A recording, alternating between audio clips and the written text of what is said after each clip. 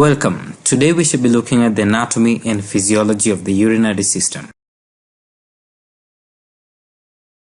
The urinary system comprises of the two kidneys, two ureters, the bladder, and the urethra.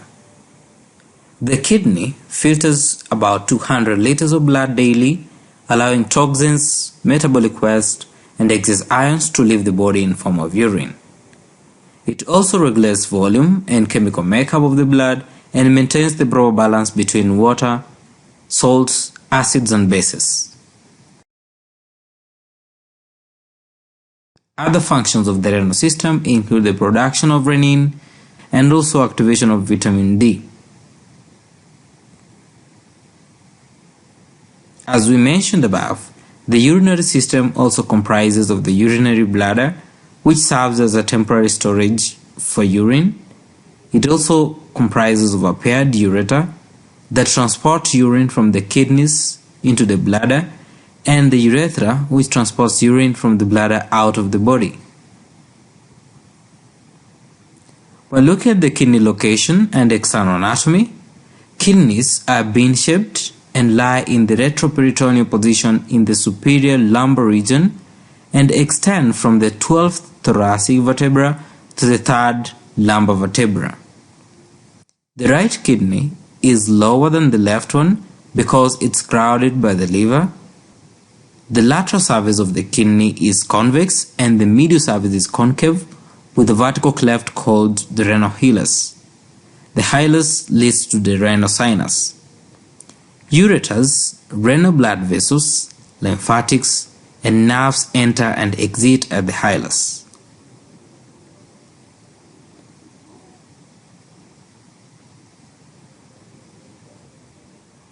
This is a cross-section image indicating the position of the kidney and its relation to the internal organs. Let's then look at the layers of the tissues that support the kidney. The tissues supporting the kidney include the renal capsule, the adipose capsule, and the renal fascia. The renal capsule is a fibrous capsule that prevents kidney infection. Adipose tissue is a fatty mass which cushions the kidney and helps attach it to the body wall. And lastly, the renal fascia is an outer layer of the dense fibrous connective tissue which anchors the kidney. Let us then look at the internal anatomy of the kidney.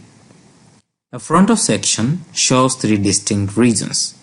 That is the renal cortex, the medulla, and the renal pelvis.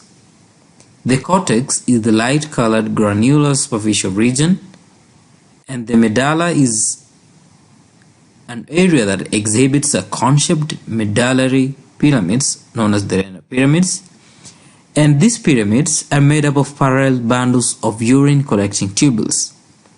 The renal columns are inward extensions of the cortical tissue which separate the pyramids, and lastly the medullary pyramid and its surrounding capsule constitute a lobe. All these are found in the medulla. The renal pelvis is a flat, funnel-shaped tube that is lateral to the hilus within the renal sinus. The major calyces, or large branches of the renal pelvis, collect urine draining from the papillae and empty this urine into the pelvis. Then the urine flows through the pelvis and the ureters into the bladder. Approximately a quarter of the systemic cardiac output flows through the kidneys each minute.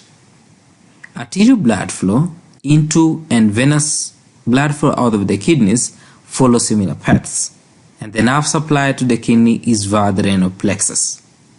So the blood flows from the outer, the renal arteries, into the segmental arteries, the lobar artery, interlobar arteries, arcuate artery, interlobular artery, then into the afferent arteriole, into the glomerulus or the glomerular capillaries, and out of the kidney nephron through the efferent arteriole, into the peritubular capillaries and the fossa recta, then interlobular veins, the arcuate veins, interlobar veins, renal veins, and inferior vena cava in that order.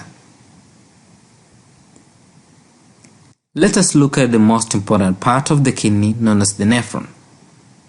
The nephrons are structural and functional units that form urine. These nephrons consist of the glomerulus and the glomerular capsule. The glomerulus is a tuft of capillaries that is associated with the renal tubule, and the glomerular capsule, or the Bowman's capsule, is a blind cup-shaped end of the renal tubule that completely surrounds the glomerulus. These two form the renal corpuscle. Then we have the glomerular endothelium. The glomerular endothelium is a fenestrated epithelium which allows solute-rich, virtually protein-free filtrate to pass from the blood into the glomerular capsule. Let us look at the anatomy of the glomerular capsule.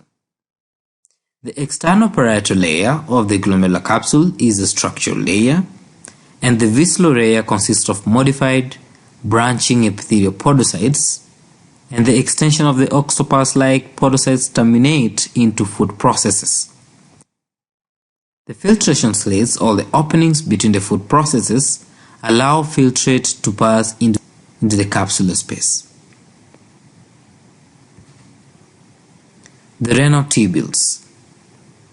We have the proximal convoluted tubule that is comprised of cuboidal cells with numerous microvilli and mitochondria. This proximal convoluted tubule reabsorbs water and solutes from filtrate and circulates substances into it. And the loop of Henle is a hairpin-shaped loop of the renal tubule. That is, the proximal part of the loop of Henle is similar to the proximal convoluted tubule. This proximal part is followed by the thin segment of simple squamous cells and a thick segment of the cuboidal to columnar cells. Then lastly, we have the distal convoluted tubule, which is formed by cuboidal cells without microvilli that function more in the secretion than reabsorption. And the distal portion of the convoluted tubule near to the collecting ducts forms the collecting tubule. The two important cell types that are found in these collection tubules are intercalated cells and principal cells. The intercalated cells are made of cuboidal cells, are cuboidal cells with microvilli, and function in the maintenance of acid-base balance of the body. On the other hand, the principal cells are cuboidal cells without microvilli. These principal cells help maintain the body's water and salt balance. Let's back to the nephron. We have corticonephrons, which account for 85% of the nephrons, and they are located in the cortex. And we also have the juxtamedullary nephrons, which are located at the cortex-medulla junction. These juxtamedullary nephrons have loops of Henle which are deeply inverted into the medulla. They have extensive thin segments and are involved in the production of concentrated urine.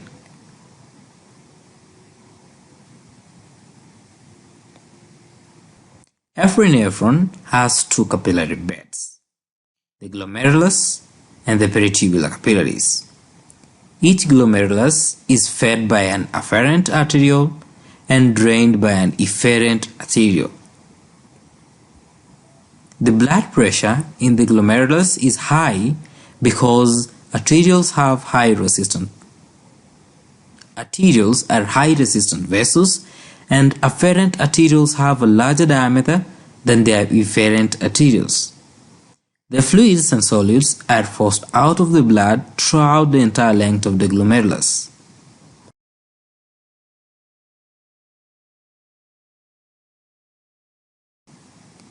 The peritubular beds are low-pressure porous capillaries adapted for absorption and arise from the efferent arterioles. They cling to the adjacent renal tubules and empty into the renal venous system. Then we have the vasa recta. The vasa recta is the long, straight, efferent arterioles of the juxtamedullary nephrons. When considering the vascular resistance, one of the important elements in microcirculation is the vascular resistance. Afferent and efferent arterioles offer high resistance to the blood flow, and blood pressure declines from 95 mm of mercury in the renal arteries to 8 mm of mercury in renal veins. The resistance in afferent arterioles protects glomeruli from fluctuations in systemic blood pressure, and the resistance in the efferent arterioles reinforces the high glomerular pressure, reducing hydrostatic pressure in peritubular capillaries. What is a juxtaglomerular apparatus? Where the distal tubule lies against the efferent, afferent, sometimes the efferent arteriole, the arterial walls have juxtaglomerular cells. These juxtaglomerular cells are enlarged smooth muscle cells which have secretory granules containing renin and act as mechanoreceptors. We also have macula densa, which are tall, closely packed distal tubule cells lying adjacent to the juxtaglomerular cells and function as chemoreceptors or osmoreceptors. Then lastly, we have the mesangial cells, which have phagocytic and contractile properties influencing capillary filtration.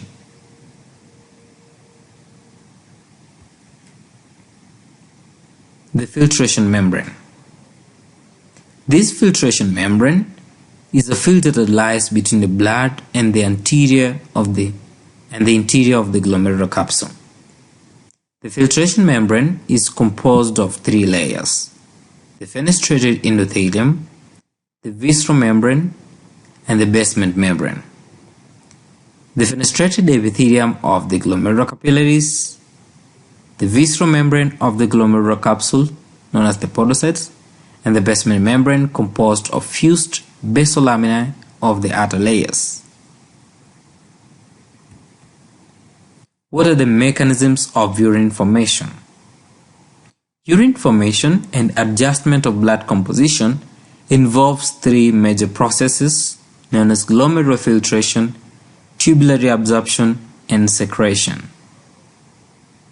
The kidneys filter the body's entire plasma volume 60 times each day, and the filtrate contains all plasma components except protein, loses water, nutrients, and essential ions to become urine. This urine contains metabolic waste and unneeded or unimportant substances. When looking at the urine formation, we need to understand glomerular filtration and the net filtration pressure.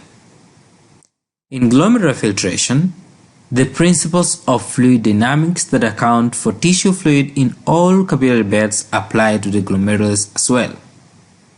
The glomerulus is more efficient than other capillary beds because its filtration membrane is significantly more permeable, glomerular blood pressure is higher, and it has a higher net filtration pressure.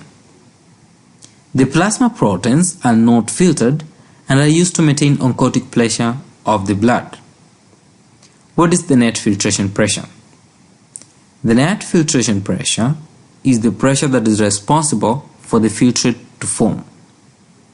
This net filtration pressure equals to the glomerular hydrostatic pressure, or HBG, minus the oncotic pressure of the glomerular blood combined with the capsular hydrostatic pressure.